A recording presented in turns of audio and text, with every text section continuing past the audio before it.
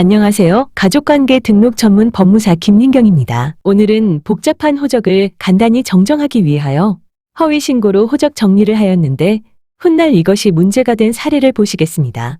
을려는 혼인 중에 딸 A를 낳아 출생신고를 하였습니다. 그런데 얼마 지나지 않아 남편인 일남이 사망했습니다. 을려는 일남이 사망하자 일가 창립 후 딸 A를 자신의 호적에 입적시켰습니다. 일가 창립이란 자가 부모의 가에 입적하지 않고 새로 호적을 만드는 것을 말합니다.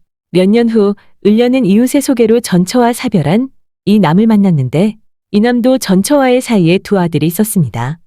을려는 이 남과 재혼을 하였고 혼인신고를 마치자 딸 A를 마치 이 남과의 사이에서 출생한 자녀인 양 B로 다시 출생신고를 하였습니다. 그리고 을려가 일가 창립한 호적에서 출생신고된 딸 A를 허위로 사망신고했습니다. 그래서 을려가 일가 창립한 가는 무후가로 폐가 되었습니다. 무후가란 호주 승계를 할 사람이 없어서 소멸하는 집안을 말합니다.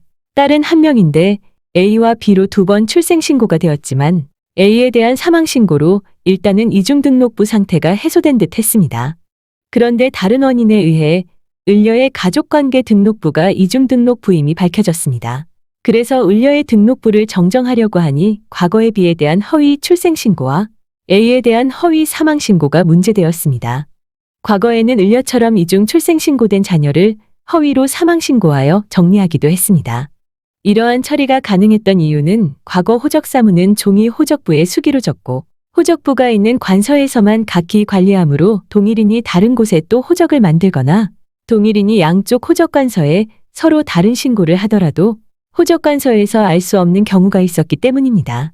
그러나 지금은 가족관계 등록사무가 모두 전산화되어 잘못된 이중호적이나 모순된 기록은 대부분 드러나게 되었습니다. 결국 을려는 허위 호적 신고를 말소하고 이중호적을 바로잡아야 합니다.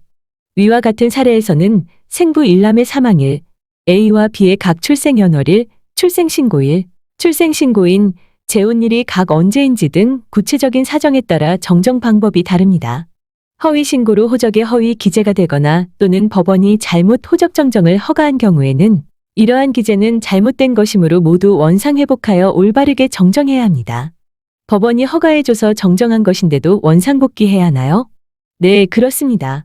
법원도 설령 법원이 그러한 정정을 허가했더라도 다시 원상으로 회복하는 내용의 판결을 받아서 정정해야 한다고 하였습니다. 적법한 절차가 번거롭다고 해서 편법을 사용하면 나중에 더 얽혀서 곤란하게 되므로 정정이 필요한 때에는 번거롭더라도 잘못된 원인에 따른 적법한 방법으로 정정해야 합니다. 시청해 주셔서 감사합니다. 오늘도 행복한 날 되세요.